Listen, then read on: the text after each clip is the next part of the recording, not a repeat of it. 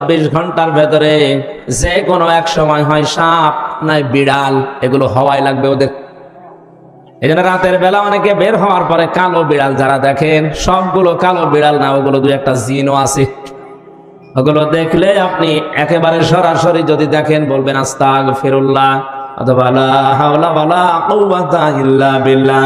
আর একটু বেশি পারলে আয়াতুল কুরসি পড়ে বুকে ফু দিয়ে নেবেন, নয়তো যদি দুষ্টু হয় আপনার একটা ক্ষতি করে দেবে। মুহাদ্দিস সাহেব নামাজ শেষ করার পরে ঘরের ভেতরে তাকিয়ে দেখলেন দুইটা সাপ খেলা করছে। পাশে গিয়ে বললেন, তোমরা যদি জিন হও চলে যাও, কারণ উনি জানে জিনেরা সর্পের রূপ ধারণ করে। একবার, দুইবার, তিনবার বলার পরে ওরা জায়গায় দাঁড়িয়ে আছে। উনি মনে করলেন এটা না সাপ হবে, ঘরের থেকে লাঠি এনে পিটিয়ে মেরে ফেললেন জায়গায়। এই জিনদের বাবা মা, তাদের খবর হয়ে গেছে সন্তান কোথায়। অনুসন্ধান করতে করতে এসে মুহাদ্দিস সাহেবের ঘরের ভেতরে পেয়েছে। মুহাদ্দিসকে সহ দুইটা সন্তান মরা নিয়ে গেছে তার নিজেদের দেশে। জিনদের লক্ষ লক্ষ জিনেরা আছে, এটা তাফসিরে হাক্কানিতে পাবেন আপনি। আমি শিক্ষার জন্য বলছি। লক্ষ লক্ষ জিনদের সামনে জিনের পিতা ডাক দিয়ে বললেন, মুহাদ্দিস সাহেব, আপনি আমার দুইটা সন্তানের পিটিয়ে মেরে ফেলেছেন। আমি ইচ্ছা করলে কোরআনের নির্দেশ অনুযায়ী আপনাকেও মেরে ফেলতে পারি। কারণ কেউ যদি কাউকে হত্যা করে তার তিনটা সুরত আছে। এক নম্বরে তাকে মেরে ফেলা লাগবে, দুই নম্বরে ওই লোকটা যদি জরিমানা দিয়ে দিয়ত দিয়ে তার পরিবারস্থ লোকদের কাছে ক্ষমা নিয়ে নেয়, এটার দ্বারা তার মাফ হবে। আমাদের দেশে মানুষ হত্যা করার জন্য যে ফাঁসির অর্ডার দেওয়া হয়, 30 বছর জেল দেওয়া হয়, এটা কিন্তু কোরআনের নিয়ম না। আমি বহু মানুষকে এই 3টা বছর জেলে থাকা অবস্থায় মার্ডার মামলার আসামি দেখেছি। জিজ্ঞাসা করে, হুজুর, আমি অন্যায় ভাবে হোক আর ন্যায় ভাবে যেভাবে হোক একটা মানুষ মেরে ফেলেছি, আমার যে সরকার 30 বছর জেল দিল এই দেশের আইনে, আমার কি মাফ হয়ে যাবে? না। আপনি যাকে মারলেন এর বিনিময়ে এক কথা হচ্ছে আপনাকে মেরে ফেলা লাগবে। দ্বিতীয় কথা হচ্ছে, যদি মেরে ফেলা না হয়, ওই লোকটার আত্মীয় স্বজন যারা আছে, ছেলে মেয়ে, বাবা মা, স্ত্রী, তাদেরকে আপনার, ওরা যদি বলে 20 লাখ টাকা দেন আপনাকে মাফ করে দেব, আপনি যে ক্ষতি করলেন ওই টাকা দিলে আপনি মাফ পেয়ে যাবেন। 20 বছর 30 বছর আপনারা জেল খাটা লাগবে না। এটা ইসলামের নিয়ম ছিল। এটা কি ছিল? কোরআনে কারীম আয়াত শোনালেন জিনেরা, ইয়া আইয়ুহাল্লাযীনা আমানু কুতিবা আলাইকুমুল কিসাসু ফিল কতলা। ওহে যারা ঈমানের দাবি করো, তাদেরকে বলছি হত্যার বদলে হত্যা এটা আমি আল্লাহ লিখে দিলাম। কি করলাম? আরো জোরে বলেন। আল্লাহ কিন্তু ফারাজা শব্দটা দেননি। আলেম যারা আছেন তাদেরকে বলছি আল্লাহ কুতিবা দিয়েছেন। ফরজ শব্দ দিলেও তো অর্থ হয়ে যেত, কাতাবা দিলেন কেন? আমি যদি এখন এখানে সভাপতি যিনি আছেন বলি যে এই জমিটা আপনাকে আমি দিয়ে দিলাম মৌখিক, এর কোনো দাম আছে?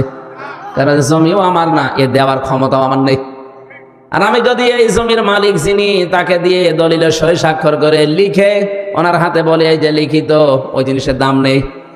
আরো আসতে বলেন। আল্লাহ শুধু ফরজুল শব্দ দিলে দিতে পারতেন, না দিয়ে কুতিবা দিয়ে এটা জানিয়েছেন যে বিধানটা ছোটখাটো না, গুরুত্বহীন না, এটা কিন্তু লিখে সই স্বাক্ষর করে দলিল করে দিলাম, এর দাম আছে। এদেশে যারা এই দায়িত্বে আছে আজ 53 বছর, এই আয়াতটা যদি ঠিক এইভাবে বুঝে স্বাধীনতার পরে এদেশের সংসদে আয়াতটা কায়েম করে দিতে পারতো, বঙ্গবন্ধু হত্যার বিচার আমরা অনেক আগে পেয়ে যেতাম। সুতরাং সঠিকভাবে যদি বিচার ব্যবস্থায় এই আয়াতটা এখন যারা দায়িত্বে আছে সংসদে কায়েম করতে পারে, আগামীতে কিয়ামতের আগে দেশে আর অন্যায় কোনো মার্ডার হবে না। এই গ্যারান্টি আল্লাহর। আল্লাহর গ্যারান্টি আজ পর্যন্ত মিথ্যা হয়নি, হওয়ার সম্ভাবনা নেই। কথা বলেন না কেন? আপনি একটু মেনে দেখেন না কেন? ফামান তাবিআ হুদায়া ফালা খাউফুন আলাইহিম ওয়ালা হুম ইয়াহজানুন। আল্লাহ পাক বলেন যে হেদায়েত পাঠিয়েছি, এটা যদি অনুসরণ অনুকরণ করে চলতে পারো, আমি গ্যারান্টি দিলাম কোনো ভয় নেই, কোনো চিন্তা নেই। যে সমস্ত ভয়গুলো মানুষ আজ করে, যে রাস্তায় গেলে আমরা অনেকেই খুন হয়ে যাই, বাড়িতে থাকলে অনেকে গুম হয়ে যায়, এই ভয়টা কোরআন গ্যারান্টি দিচ্ছে যে থাকবে না। আর কোরআন যদি না থাকে ও ভয় দিন দিন আরো বাড়বে। এই জন্য আমাদের উচিত হচ্ছে ৯৬% মুসলমানের দেশে কোরআন এর এই আইনটা সংসদে পাস হোক। কথা বলেন। কিয়ামতে অন্তত যে গলাগুলো সাক্ষী দিল, কিয়ামতের ওই ময়দানে আল্লাহ যেন এই কণ্ঠগুলোকে আমাদের এই আয়াতের পক্ষে থাকার কারণে সাক্ষী হিসাবে কবুল করেন। আরে ভাই, ছোটখাটো বিষয় কিয়ামতে আল্লাহ দেখবে। ইব্রাহিম নবীর পক্ষে ছিল একটা ব্যাঙ, এই জন্য ব্যাঙের পোশাক আল্লাহ পাক করে দিয়েছে। ইব্রাহিম নবীর বিপক্ষে ছিল একটা কাংলাস, এই জন্য কাংলাস দেখলেই মেরে ফেললে 10টা নেকি হয়। ওনাদের দ্বারা কোনো কাজ কিন্তু হয়নি, কাংলাসের দ্বারাও কোনো কাজ হয়নি, ব্যাঙের দ্বারাও কাজ হয়নি। কারণ এমন আগুন জ্বলছিল 1 কিলোমিটার উপর দিয়েও যদি পাখি উড়ে যায় ঝলসে পড়ে যেত। এত বড় বিশাল অগ্নিকুণ্ড, এখানে ব্যাঙের পোশাকের কাজ হবে? বলেন না কেন? কিন্তু ব্যাঙের এই পোশাককে হযরতে জিবরাইল দেখার পরে জিজ্ঞাসা করলেন, তুমি যে পোশাক করো কোনো কিছু করতে পারবা? ব্যাঙ তার বলেছিল, ফেরেশতা আমি জানি আমার পোশাকে কাজ হবে না, কিন্তু আমার মালিককে আমি দেখাতে চাই যে আমি তোমার খলিলের পক্ষে আছি, ওই বেটা নমরুদের বিপক্ষে আছি। আল্লাহ এত বেশি পছন্দ করলেন কথাটা, ওই দিন থেকে কিয়ামত পর্যন্ত যত ব্যাঙ আসবে সব ব্যাঙের পোশাককে আল্লাহ পাক বলেই ঘোষণা করে দিয়েছেন। এই এদিকে তাকান, একটা ব্যাঙ ইব্রাহিম নবীর পক্ষে থাকার কারণে যদি তার পোশাক পর্যন্ত পাক হয়ে যায়, আমরা যে নবীর পক্ষে আছি তিনি কিন্তু খলিলুল্লাহ না, তিনি হাবিবুল্লাহ। বলেন বলেন, খলিলুল্লাহ আর হাবিবুল্লাহর পার্থক্য কি? খলিল বলা হয় ওই বন্ধুকে যে বন্ধু আমার আল্লাহর জন্য সব করতে পারে, আর হাবিব বলা হয় ওই বন্ধুকে যে বন্ধুর জন্য আমার আল্লাহ সব করেছেন। জোরে বলেন সুবহানাল্লাহ। ইব্রাহিম নবীর পক্ষে থাকার কারণে যদি ব্যাঙের পোশাক পাক হয়ে যায়, আমরা মুহাম্মদুর রাসূলুল্লাহ হাবিবুল্লাহর পক্ষে থাকলে আমাদের জীবন পাক হয়ে যাবে। এই জন্য আল্লাহর আয়াতের পক্ষে যারা সায় দিলেন, আপনি মানেন না সেটা আলাদা, কিন্তু আপনাকে রায় দেওয়া লাগবে যে আমরা এই আয়াতটা সংসদে দেখতে চাই। আজ হাজারো মানুষ জেলখানাতে, প্রায় 1 লাখের উপরে মানুষ এখন জেল খাটছে সারা বাংলাদেশে। অধিকাংশগুলো লক্ষ্য করলে দেখা যায় মার্ডার মামলা। গাজীপুরের কাশিমপুর কারাগারে প্রায় 1200 মানুষ এখনো ফাঁসির দণ্ডাদেশ নিয়ে মাথায় দিয়ে কন্টেম ছেলে কাটাচ্ছে। 10,000 মানুষ ওখানে আছে, 4 জেল মিলে প্রায় 1200-1300 মানুষ শুধু ফাঁসির আসামি। এদের 1 নম্বর অপরাধ হচ্ছে এরা মানুষ হত্যা করেছে, এই কারণেই তো ফাঁসি দেয়। জিনদের পিতা ডাক দিয়েছে, মুহাদ্দিস সাহেব আমি কিন্তু আয়াত অনুযায়ী আপনাকে মেরে ফেলতে পারি, কিন্তু আমার একটা হাদিস জানা আছে, কোন সৃষ্টি যদি তার আকৃতি পাল্টিয়ে ফেলে তাকে মেরে ফেললেও কোনো গুনাহ নেই। আমার এই সন্তান 2টা তাদের নিজেদের আসল আকৃতি পাল্টিয়ে সর্পের আকার ধারণ করেছে।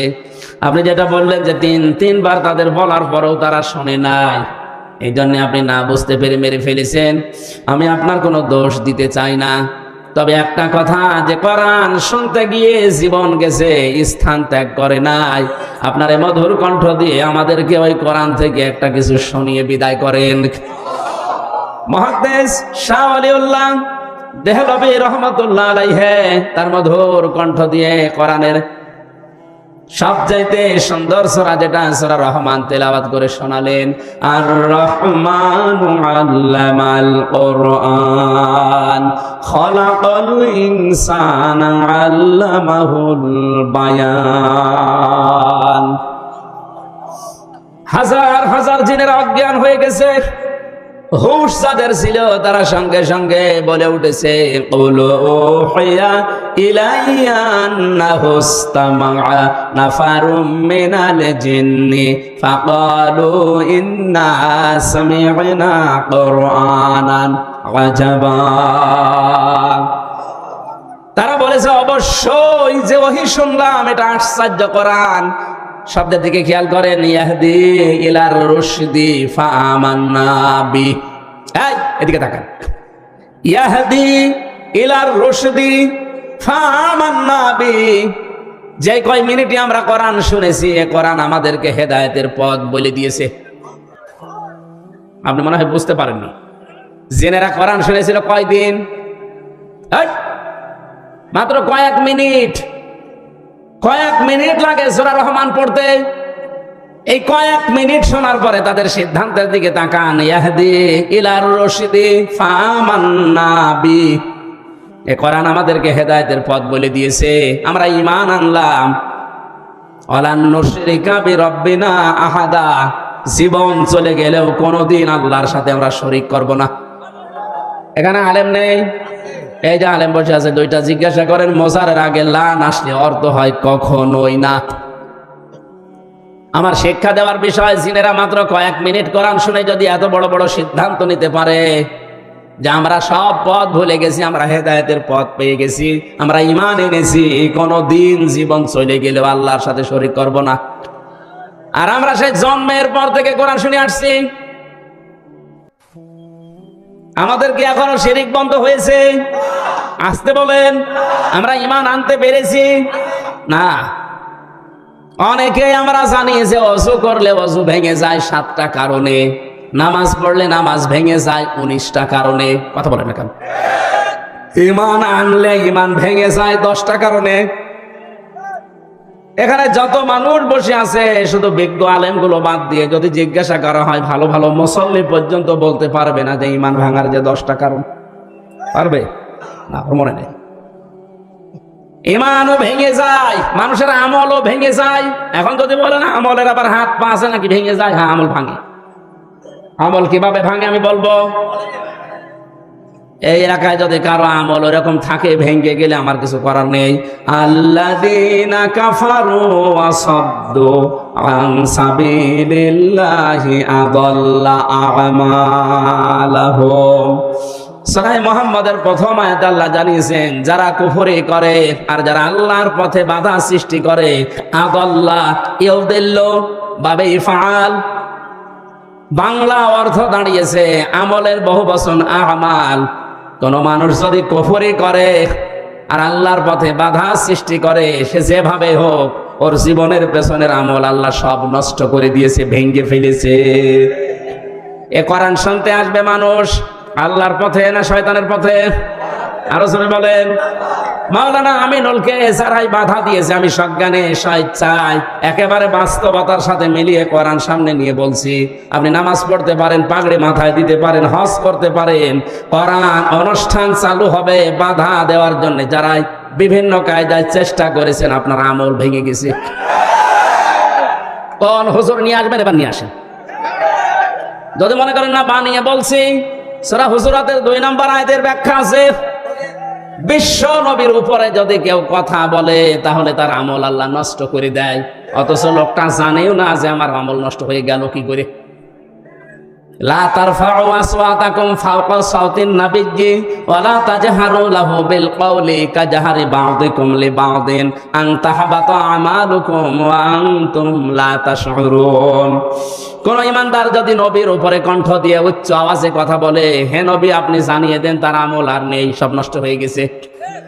এই আয়াত আমি বানালাম। কাবা এখন পর্যন্ত মসজিদে নববীতে নবীজির রওজার উপরে এটা স্বর্ণের অক্ষর দিয়ে লেখা আছে। আপনি বলেন তো এখানে নবী আসছে কিয়ামত পর্যন্ত দুনিয়ায় আসবে? আরো জোরে বলেন বলেন। নবী তো আসবে না কিয়ামত পর্যন্ত, এই আয়াতটা আল্লাহ কোরআনে দিল কেন? আবার তারফাউ মোজারে দিয়েছেন, এই কারণেই দিয়েছেন বর্তমান, ভবিষ্যৎ, প্রেজেন্ট, ফিউচার। কারণ কিয়ামত পর্যন্ত নবী আসবে না, নবীর ওয়ারিস আলেমরা আসবে। মাওলানা আমিনুল যাই হোক, ওনারে নিয়ে অনেক সমালোচনা আমিও শুনেছি, হোক, কিন্তু নামের আগে তো আলেম লিখা আছে। কথা বলেন না কেন? আপনি এটা অস্বীকার করতে পারবেন যদি কামেল পাস করেনি? অন্তত এই দেশের শিক্ষা ব্যবস্থা অনুযায়ী উনি তো আলেম, এই দেশে সবাই জানে মাওলানা আমিনুল সিরির বন্দরের আলেম। আপনি যাই করেন না কেন, উনি তো আর গানের অনুষ্ঠান দেয়নি যেটা আপনি বন্ধ করে দেবেন। কোরআন শোনার যে ব্যবস্থা করার জন্য চেষ্টা চালিয়েছিল, এমনি এমনি চোখ দিয়ে পানি বের হয়নি। একটা মানুষ কতটা দুঃখ পেলে 15 দিন ঘুমাতে পারেনি, আপনাদেরকে কোরআনে কারিম শোনাবে এই জন্যে। সুতরাং কোরআন শুনতে যারা বাধা সৃষ্টি করেছেন, সে যেভাবেই হোক না কেন আপনার আমল কিন্তু ভেঙে গেছে। এই এদিকে তাকা। নামাজ ভেঙে যাওয়ার কারণ আমরা জানলাম কয়টা? 19টা। কয়টা? ওযু ভেঙে যাওয়ার কারণ কয়টা? আমল ভেঙে যাওয়ার কারণ কয়টা? 2টা। আন্দাজে শুনছে। সূরা মুহাম্মাদের প্রথম আয়াত দলিল দিলাম না যে দুইটা? কথা বলেন না কেন? পৃথিবীর যে কোনো জিনিস আপনি দেখবেন সেটা নষ্ট হয়ে যাওয়া, ভেঙে যাওয়ার একটা পথ আছে। আমাদের যে আমল আছে, আমল ভেঙে যায় এই কারণে, নামাজ ভেঙে যায় এই কারণে, রোজা ভেঙে যায় এই কারণে, হজ ভেঙে যায় এই কারণে, যাকাত নষ্ট হয়ে যায় এই কারণে। যাকাতে আবার জায়গা আছে 8টা। কয়টা? এই 8টা বাদ দিয়ে যদি মানুষ 9 নাম্বার জায়গায় দেয় তাহলে ওই যাকাত ভেঙে যাবে, নষ্ট হয়ে যাবে। জান্নাত যাওয়ার জন্য যেটা আসল দরকার, ঈমান, ঈমানও মাঝে মাঝে ভেঙে যায়। আসতে বলেন, ঈমান ভাঙে না? ঈমান ভাঙার কারণ 10টা। কয়টা? আমি সংক্ষেপে আপনাকে লিখে নেওয়ার জন্য বলছি, কাজে লাগবে লিখেন। ঈমানও মানুষের ভেঙে যায়। 1 নম্বরে সূরা জুমারের 65 নাম্বার আয়াতের দলিলটা আছে। আমি শুধু থিওরিগুলো বলছি, বাড়িতে মিলিয়ে নিয়ে। 1 নম্বরে দুনিয়া কেউ যদি শিরিক করে তার ঈমান ভেঙে যায়, নষ্ট হয়ে যায়। ওই ঈমান নিয়ে জান্নাতে যাওয়া সম্ভব না। 2 নম্বরে কেউ যদি কুফরি করে, কুফরি মানে কি? ঢেকে ফেলা। কুফরি মানে অস্বীকার করা, ঢাকনা দেওয়া, চেপে রাখা, গোপন করা। আল্লাহর কোন বিধান জানার পরে যদি কেউ চেপে রাখে, গোপন করে, সেও উপকারান্তে কাফের, তারও ঈমান ভেঙে গেছে। আর এটা বাংলাদেশে এখন বেশি। 3 নম্বরে কেউ যদি নেফাকি করে,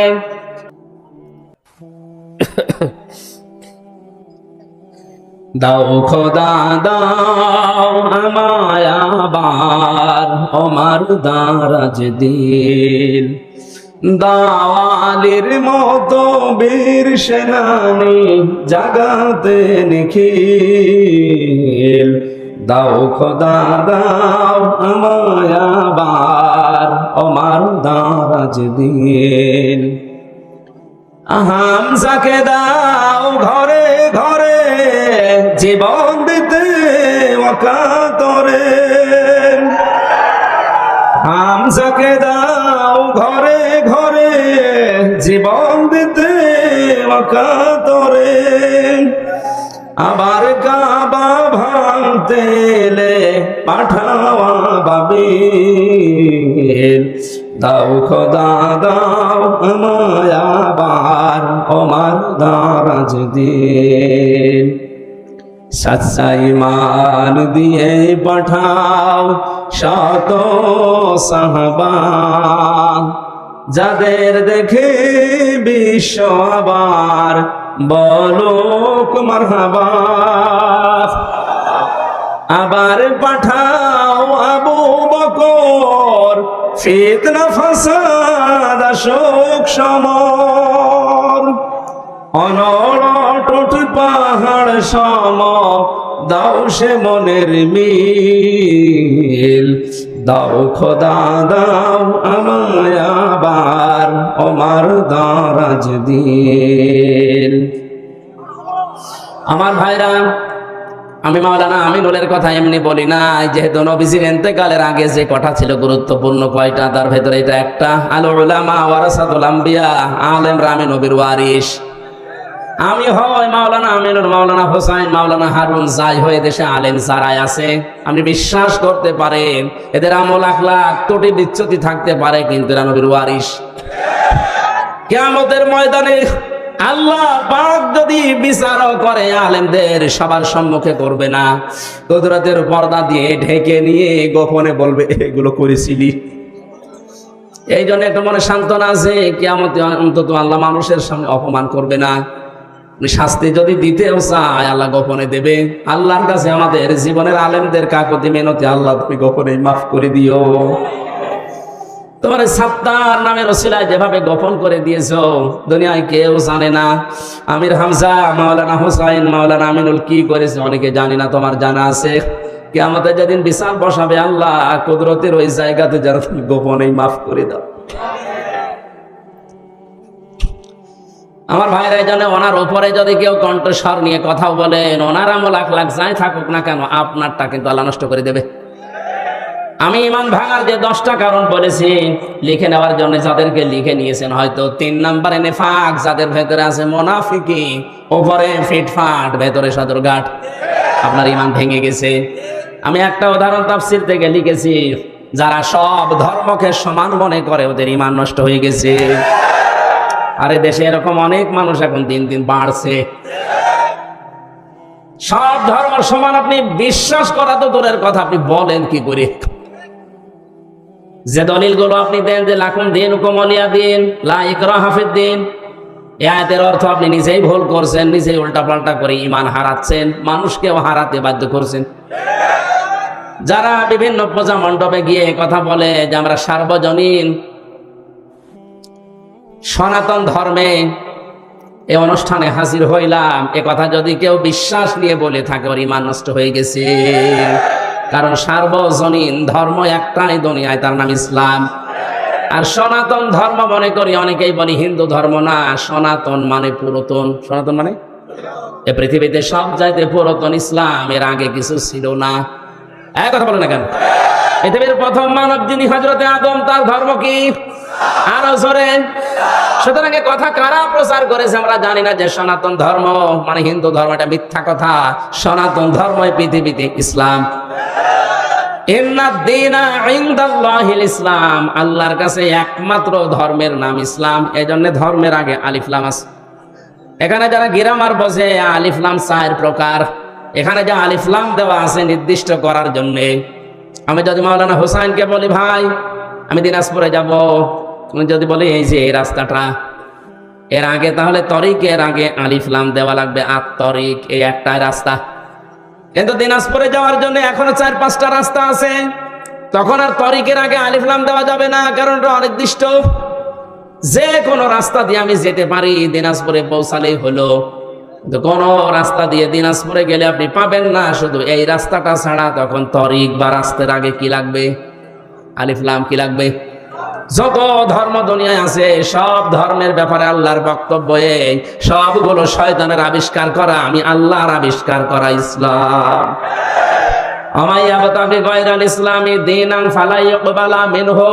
ইসলাম বাদ দিয়ে অন্য কোন ধর্ম নিয়ে, অন্য কোন জীবন ব্যবস্থা নিয়ে কেউ যদি আল্লাহকে রাজি করতে চায়, ওর জীবনের কোনো কিছু আল্লাহ কবুল করছে না, করবে না। তাহলে আয়াতগুলো দ্বারা কি প্রমাণ হয়? সব ধর্ম সমান। আরো জোরে।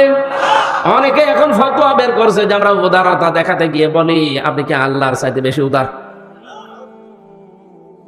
আশা করছি এটা যারা ভুল বুঝে হোক আর জেনে শুনে হোক ষড়যন্ত্র করে বলছেন, আপনার ঈমান ভেঙে গেছে। 4 নম্বরে, নবী ছাড়া যারা অন্য কারো আদর্শ ভালো মনে করে। কয়েকদিন আগে একটা জরিপ পেয়েছিলাম, এদেশে বিশ্ব নবীকে একমাত্র আদর্শ মেনে চলে মাত্র 100 জনের 15 জন। তাহলে এই যে পয়েন্টগুলো আমি কোরআন থেকে হাদিস থেকে লিখেছি, প্রত্যেকটার পেছনে হায়াতের দলিল আছে। আমি দলিলগুলো লম্বা করে বলতে পারছি না, শুধু আমার সাবজেক্টে যাব। তাই যারা আজ বিশ্ব নবী বাদ দিয়ে অন্য কাউকে আদর্শ মানে, তাদের সংখ্যা এই দেশে 85 জন। কত? আর একমাত্র যারা বিশ্ব নবীকে উসওয়াতুন হাসানা মানে, ওদের সংখ্যা মাত্র 15 জন। আপনি হিসাব করে বলেন, আমরা খালি চিল্লাই যে দেশে 96% মুসলমান। হ্যাঁ মুসলমান আছে, ওই আদমশুমারিতে আছে, আর ওই আগা কাটা আছে।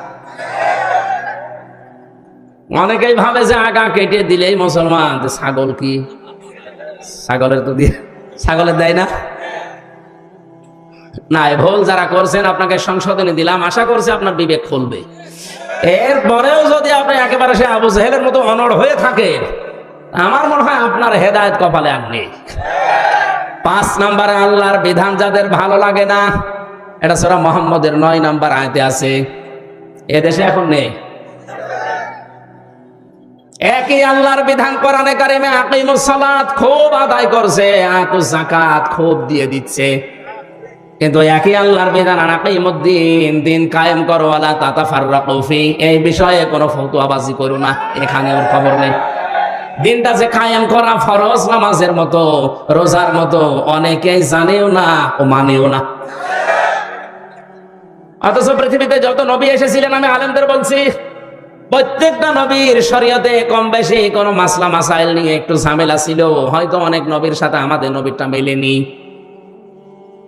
যেমন হযরত মুসা আলাইহিস সালামের জামানায় কারো শরীরে যদি লাপাক লেগে যেত, ওই জায়গাটা এরকম মুছে ফেললেই হয়ে যেত। হযরত ঈসা নবীর জামানায় একটু কঠিন ছিল, কোন জায়গায় নাপাক লেগে গেল চামড়া খুশিয়ে খুশিয়ে তুলে ফেলে লেগে লাগতো। আল্লাহ পাক কঠিন দাম দেননি, একেবারে সহজটাও দেননি, আমাদের মাঝামাঝি শরীয়ত দিয়েছেন যে চামড়াও তোলা লাগবে না, আবার মুছে ফেললেও হবে না, 3 বার ধুয়ে ফেলা লাগবে। হ্যাঁ, এটা মাসলা মাসালে হয়তো বিভিন্ন নিয়ম নীতি নিয়ে মতপার্থক্য ছিল, কিন্তু আদম থেকে শুরু করে আমাদের নবী পর্যন্ত প্রত্যেকের মিশন একটাই ছিল, আনাকিমুদ্দিন ওয়ালা তাতাফাররাকু ফি। নামাজ যেভাবে কায়েম করো, রোজা যেভাবে ফরজ মনে করে করো, দিন কায়েম করা কিন্তু ঠিক ওই রকম ফরজ। আর এই বিষয়ে কোনো পার্থক্য, মতপার্থক্য, ফতোয়াবাজি, দলাদলি চলবে না। আর যত দলাদলি মতপার্থক্য সব এই জায়গায় এসে, এদেশে মানুষ যত তার চাইতে দল বেশি, এটা মিথ্যা কথা। কারণ এমনও লোক আছে 1 জন 2 3 দল করে, যখন যে দল উনি ওই দলের কর্মী, যেদিকে বৃষ্টি পড়ে ওইদিকে ছাতা ধরে, এরকম মানুষ আছে না নেই? আল্লাহর কোন বিধানকে আপনি যদি খারাপ মনে করেন, হ্যাঁ আপনার বুঝে আসছে না সেটা আলাদা কথা বলছেন। আল্লাহর বিধানকে খারাপ মনে করলে ঈমান নষ্ট হয়ে যায়, ভেঙে যায়, ব্যর্থ হয়ে যায়। 6 নম্বরে দিনের কোন বিধানকে নিয়ে কেউ যদি কটাক্ষ করে, উপহাস করে, মর্যাদা দিতে না চায়, এটা আজ দিন দিন বাড়ছে। আল্লাহর বিভিন্ন বিধান নিয়ে মানে তো না, আর কটাক্ষ করে আর উপহাস করে উড়িয়ে দেয়।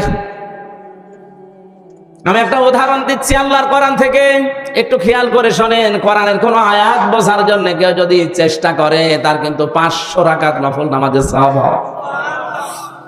ইন্নাল্লাযীনা কাযযাবু বিআয়াতিনা ওয়াস্তাকবারু আনহা লা তুফাত্তাহু লাহুম আবওয়াবুস সামা ওয়া লা ইয়াদখুলুনাল জান্নাহ।